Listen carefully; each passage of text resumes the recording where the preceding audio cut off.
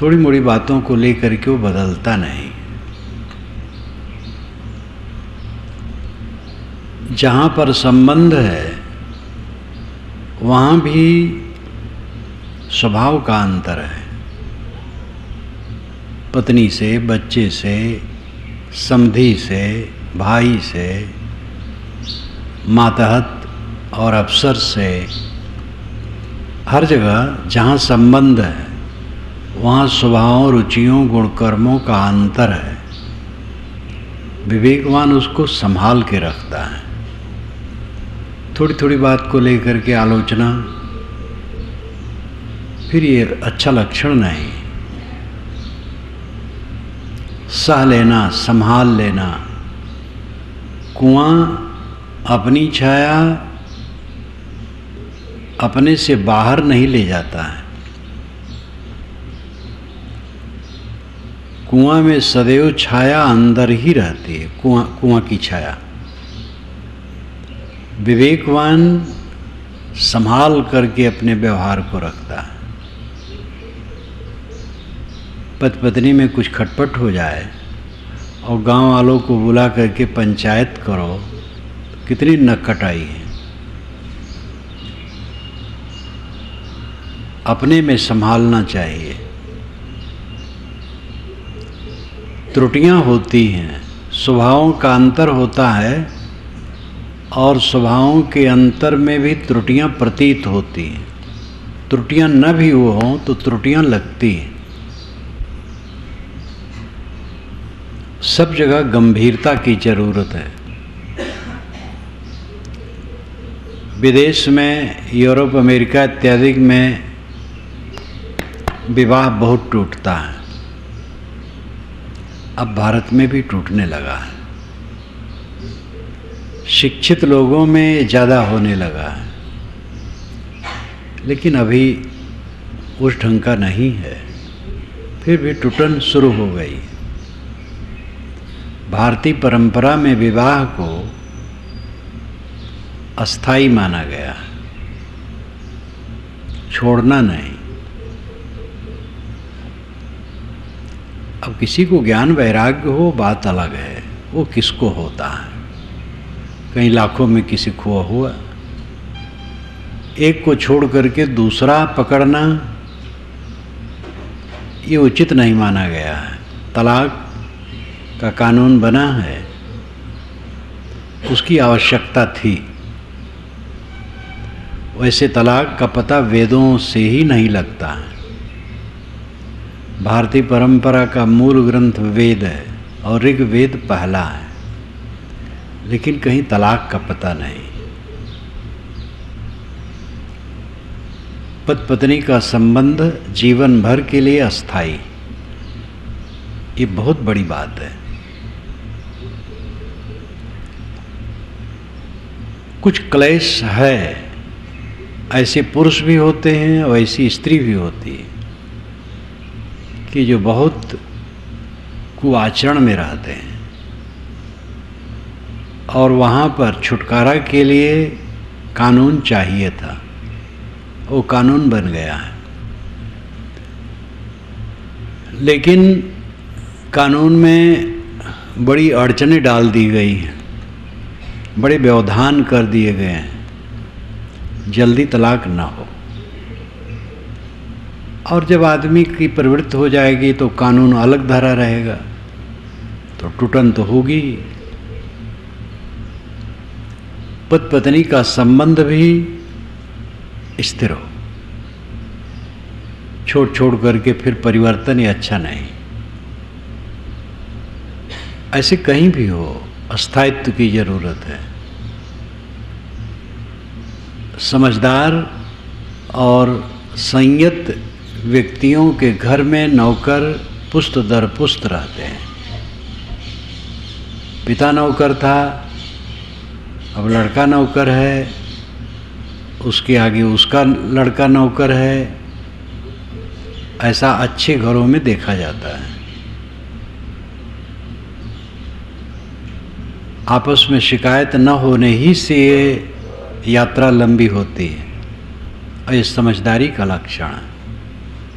मित्रता के थोड़ा मन में न बना और निंदा करने लगे, ये कोई समझदारी नहीं। काम जहाँ करते हैं, कराते हैं, उसमें स्थायित्व होना चाहिए।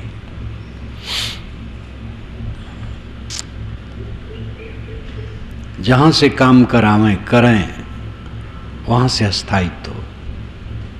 हर जगह स्थायित्व की आवश्यकता है, और जब व्यक्तित्व में स्थिरता होती है तो हर जगह उसका प्रभाव होता है।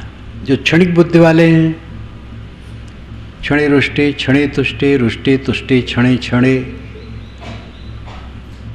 उनका जीवन विखंडित होता है, असंतुष्ट होता है। केवल अध्यात्म में नहीं, जीवन के समस्त व्यापारों में, समस्त व्यवहारों में और व्यापार में अस्थायित्व होना चाहिए।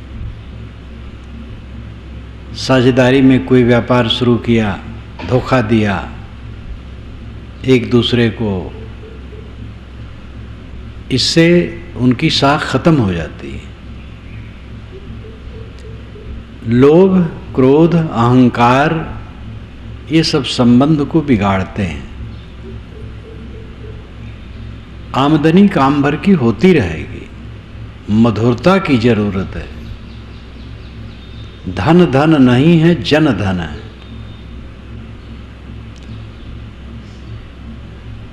चाहे पार्टनरशिप हो, चाहे परिवार का हो, चाहे संबंधियों का हो, चाहे किसी का भी संबंध हो, ये समझना चाहिए कि जन धन है, धन धन नहीं। जो हमारे पास लोग हैं वह धन है, वह संतुष्ट रहें। धन आता जाता रहता है, धन बहुत है, और जिस संबंध में हम रह रहे हैं उस संबंध में कटुता है, तो धन क्या करेगा? जी जलता रहेगा। एक युवक का पत्र मेरे पास आया, विवरण दिया सब घर का, खूब धन बताया और कहा महाराज आपस में हम लोगों को बड़ी कटुता है, एक दूसरे को देखना नहीं चाहते, सुनना नहीं चाहते। तो मैंने उनको लिखा कि भाई तुम्हारे पास कुछ नहीं, धन क्या करेगा? कम धन में सुखी देखे जाते हैं जो परस्पर प्रेम से रहते हैं, और अधिक धन में जलते रहते हैं अगर परस्पर प्रेम नहीं है तो हर जगह अस्थायित्व की जरूरत है। ऐसे साधना के क्षेत्र की बात है। कितने गृहस्थी में लोग हैं जो भक्ति शुरू किए बड़े जोर से और ठंडे हो गए, फिर वो सत्संग में जाने बंद कर दिए, ग्रंथ पढ़ना बंद कर दिए। ऐसे भी होते हैं जो आलोचना में लग जाते हैं, तो ऐसे तो कम होते हैं आलोचना में लगने वाले। तो जिसकी बुद्धि खराब हो जाती है वो संतों की आलोचना करेगा, लेकिन ये ज़्यादा हैं कि ठंड हो जाते हैं। ऐसे साधना मार्ग में जो बिल्कुल त्याग करके आते, उनमें भी देखा जाता है। पहले आते हैं, जैसी उनकी लगन रहती है, विरभावना रहती है, वो ठंडी हो जाती है। सामान्य सद्गुण सदाचार में संतोष कर लेते हैं। गृह त्याग करके जो आएगा, चोरी करने की जरूरत नहीं, झूठ बोलने की जरूरत नहीं, पर स्त्री इत्यादि क्या, तो ब्रह्मचारी ही है, किसी से संबंध नहीं, सदाचार से रहता है, सद्गुण है, मोटा मोटी जीवन सदाचार में, बस इतने में संतोष। तो प्रगति नहीं हो सकती। जन्म जन्म की जो वासनाएं हैं, देहाध्यास है, इसको उखाड़ने की जरूरत है। इसलिए गहराई से साधना में लगने की जरूरत है। कोई हो गृहस्थ विरक्त, सबके लिए आवश्यक है।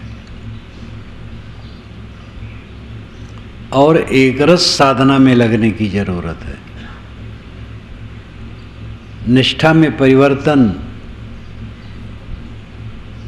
सिद्धांत का परिवर्तन कर देता है, रहनी का परिवर्तन कर देता है, मन क्षणभंगुरता की धारा में बहने लगता है। निष्ठा में अस्थायित्व, विचारों में अस्थायित्व, सिद्धांत में अस्थायित्व, रहनी में अस्थायित्व, ये अच्छे व्यक्तित्व का लक्षण है। मन के नाना रंग हैं, छिन छिन बदलत सोए, एक रंग में जो रहे ऐसा बिरला कोई। एक रस वृत्ति, पारखी संत प्राय कहते एक रस वृत्ति। रहनी की एक रस वृत्ति बनाओ,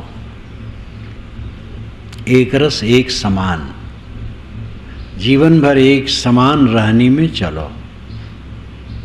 खान पान, व्यवहार, बर्ताव, लेन देन, संबंध और आंतरिक सद्गुण सब में एक रसता, एक रस भाव होना चाहिए।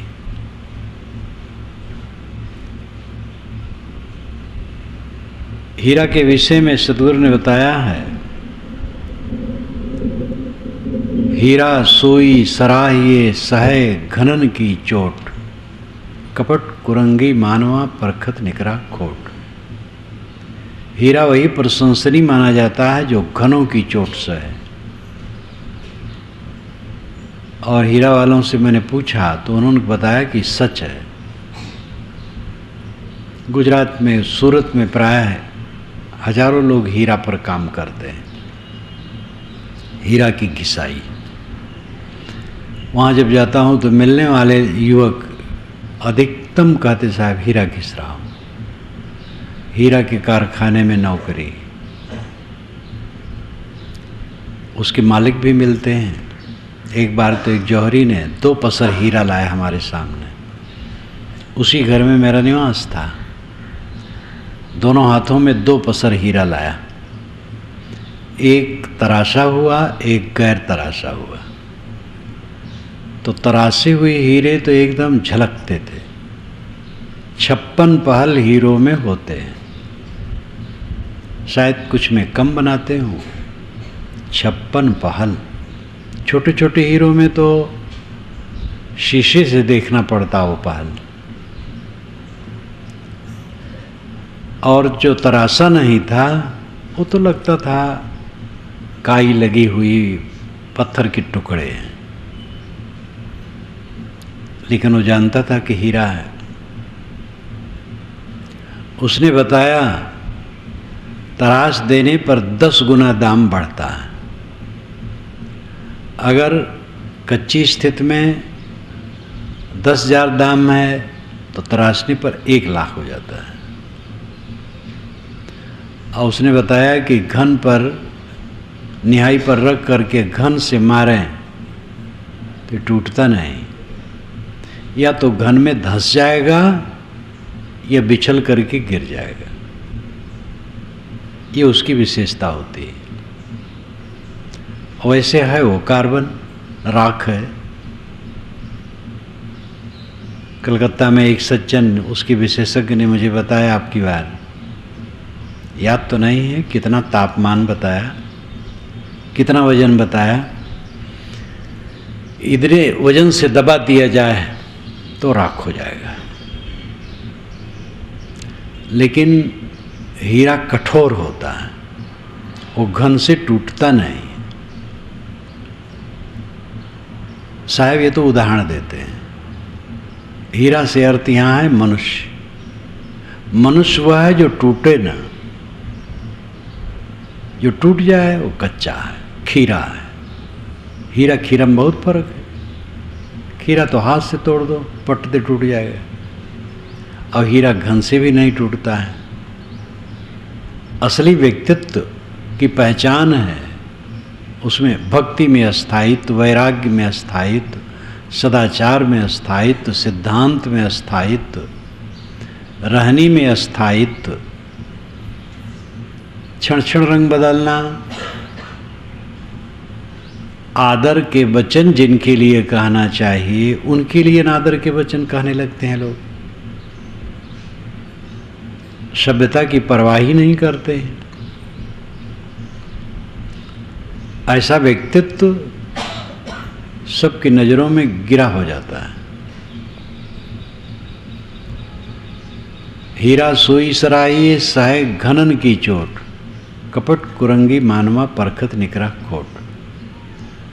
मनुष्य वह प्रशंसनीय है जो घनों की चोट से है। घन है आपत्ति विपत्ति, प्रतिकूलताएं। कोई देहधारी बच नहीं सकता है प्रतिकूलताओं से। संसार ऐसी जगह है कि यहाँ विपरीतता आना स्वाभाविक है। जहाँ बहुत अपना माना जाता है वहाँ ही ज़्यादा आता है, संबंध में ही आएगा, बाहर थोड़े आता है। दशरथ को पीड़ा हुई कैकेयी से जो बड़ी प्रिया थी, और उधर राम से वे प्रिय थे। तो राम ने कष्ट तो नहीं दिया, लेकिन उनके वियोग में उनको कष्ट हुआ, और कैकेयी के दुरुपयोग से कष्ट हुआ। दोनों में उनका मोह ज्यादा था। कहीं भी कष्ट होता है, कहीं विपरीतता आती है, अपनों में आती है। राजनीतिक पार्टियां हैं, दूसरी पार्टी वाले किसी पार्टी का नुकसान नहीं कर सकते।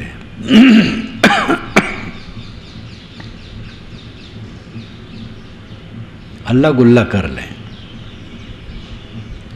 अपनी पार्टी वाले अपनी पार्टी का नुकसान करते हैं, भीतर घात।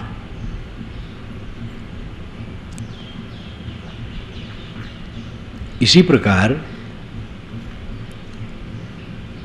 अपने घर वाले अपने घर का नुकसान करते हैं, दूसरे घर वाले आपके घर का नुकसान नहीं कर सकते हैं। हमारे जीवन में बंधन कोई दूसरा नहीं बना सकता है, हम बनाते हैं। अपने मन को किसने बिगाड़ा? हमने अपने मन को बिगाड़ा है। हमारे मन को दूसरा नहीं बिगाड़ सकता है। दूसरा कटु कह दे हमारा मन बिगड़ जाए, उसमें हमारी कमजोरी है। जो कटु कहता है कहने दो, उसका विचार है, उसकी योग्यता उतनी है, उसकी अकल उतनी है। हम दुखी क्यों? सबके मुंह को बांध करके आप पवित्र रहनी में नहीं रह सकते हो। कोई कुछ कहे, किसी स्थिति में अपने में विचलन ना आए, ये व्यक्तित्व का लक्षण है। ऊंच नीच सारी स्थितियां सह लेना और दृढ़ रहना,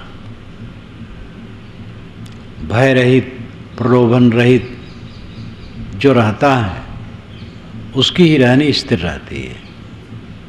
जो भय युक्त है स्थिर नहीं रह सकता, प्रलोभन है तो नहीं रह सकता है।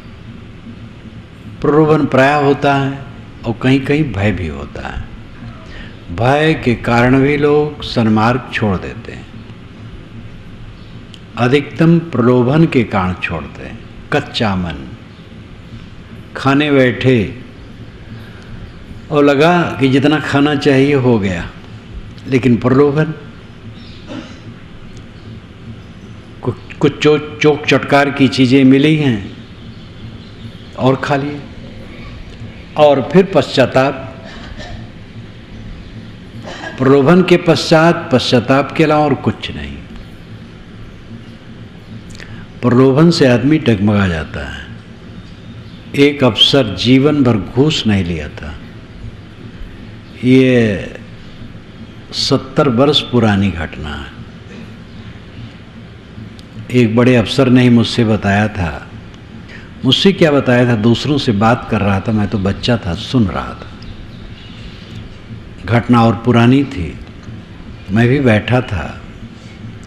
उन्होंने कहा कि जीवन भर उसने घूस नहीं लिया, सेवा मुक्ति का समय था, कचहरी की बात थी।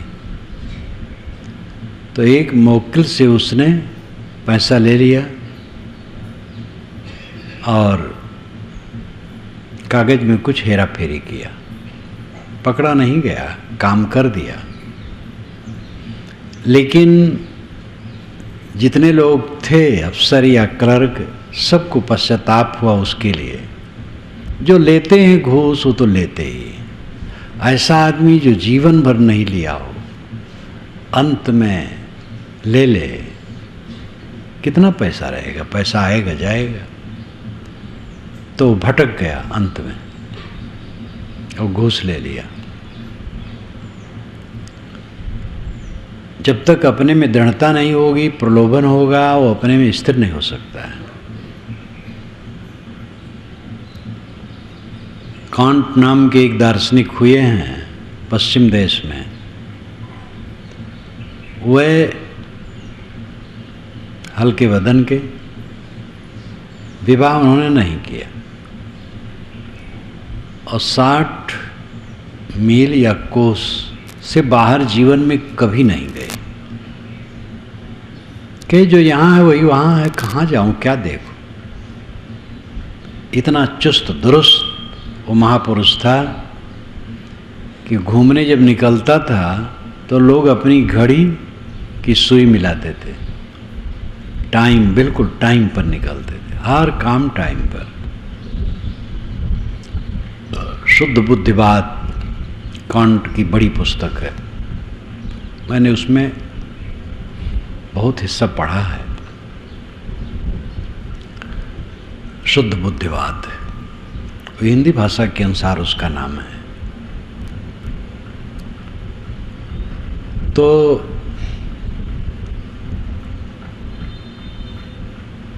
वह महापुरुष प्रमाण के रूप में रहा जब तक जीवन उसका रहा। हर बात प्रमाण लोग मानते थे। हमारे जीवन में एक रास्ता, एक स्थिरता होनी चाहिए। साधना में लगो, नियम बना लो, रोज अकेले में बैठोगे, रोज कैसे नहीं समय मिलेगा। आप स्वयं निरीक्षण करें, 24 घंटे में बकवास में कितना समय बिताते हैं, बिला काम का काम, बिला जरूरत की बात करते हैं। समय नहीं मिलेगा, समय किसके पास नहीं है। भयंकर असावधानी है जो कहता है हमें समय नहीं मिलता, झूठ बोलता है। सबको समय है। पक्का निश्चय कर लो कि रोज समय निकालेंगे, बन सके 2 टाइम निकालो, सुबह शाम, नहीं तो 1 टाइम। 24 घंटा बीत जाए और अकेले में न बैठो, बहुत बड़ी असावधानी है। अकेले में बैठो, स्वाध्याय, चिंतन और ध्यान, इन तीनों में से कुछ करो। स्वाध्याय, वैसे स्वाध्याय का अभिप्राय भी हो सकता है स्व का अध्ययन, आत्मचिंतन, लेकिन चिंतन एक अलग विषय है। स्वाध्याय सदग्रंथों का अध्ययन, ज्ञान भक्ति वैराग प्रसंगों से परिपूर्ण ग्रंथों का अध्ययन स्वाध्याय है। ये दर्पण की तरह है सदग्रंथ।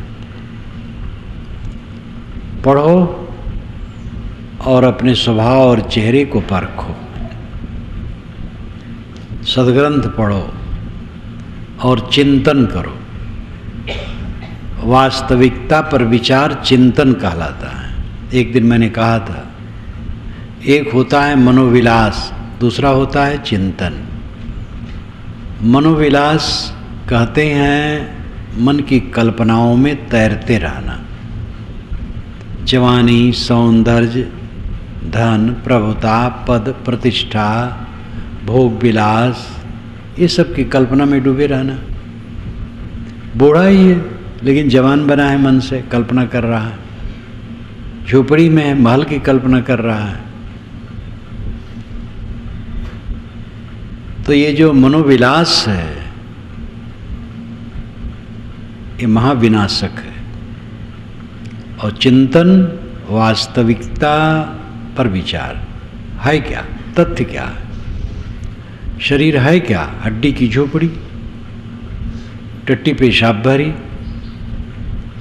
नसों में रक्त बहता है, चाम विवेक से हटा दिया जाए तो अंदर में क्या है, चाम सबको ढके हुए है और फिर उसमें उत्तेजना विकार यही सब भरा है। आत्मा असंग है, अकेला है, जीव के साथ कुछ नहीं, सब आने जाने वाली चीजें हैं। अपने अकेलेपन पर ध्यान दो, विदेह स्थित की भावना करो। देह छूटना है पक्का, कोई बचने वाला नहीं। अब अचानक जाता है, देहातीत भावना को साधो मन में, मान लो देह खत्म हो गई है तो क्या रहा, पुत्ता मत्य धनम मत्य, पुत्र मेरा है धन मेरा है, बाल बुद्धि वाला इस प्रकार सोच करके चिंतित होता। अत्ता ही यत्तनोन्नति, कुतो पुत्तो कुतो धनम। आत्मा है का तो ये शरीर ही नहीं है तो पुत्र धन कहाँ अपने होंगे। अपना माना हुआ शरीर ही अपना नहीं है तो पुत्र धन कहाँ अपना, देखने भर का है। धन तो उतना ही काम देता है, खाने पीने पहनने ओढ़ने रहने बसने जो हो गया उतना काम देता है, बाकी दिखावा है। ये मेरे हैं, इतना ऐश्वर्य है, एक दिखावा है और एक चित्त में छलावा इसमें पैदा होता है और यही भटकाव का कारण है। इस भटकाव को समझो। पदार्थों में, प्राणियों में, परिस्थितियों में अपने को जोड़ने से जो गर्मी आती है वही भटकाव है और धोखा है, पूरा धोखा है। दादा गए, बाबा गए, सब चले गए, बड़े बड़े ऐश्वर्यवान चले गए, अपने को बड़ा भोगी, बड़ा विलासी जो मानते थे, बड़े सुकुमार, बड़े रजोगुड़ी, सब चले गए और चले जाते हैं। विदेह अवस्था को सोचो, बैठो और सोचो देह खत्म हो गई है, मैं अकेला हूं। कौन सा ताप होगा मन में, यही होना है आजकल में, बस ज़्यादा समय नहीं, खट से टाइम आ जाएगा, पता नहीं लगेगा। जिसका मन आत्मलीन है वही निर्भय है। जो अंतिम में होने वाली स्थिति है उस पर सोच करना चिंतन कहलाता है। पदार्थों के तह में क्या है, सारा निर्माण कणों का जोड़ है।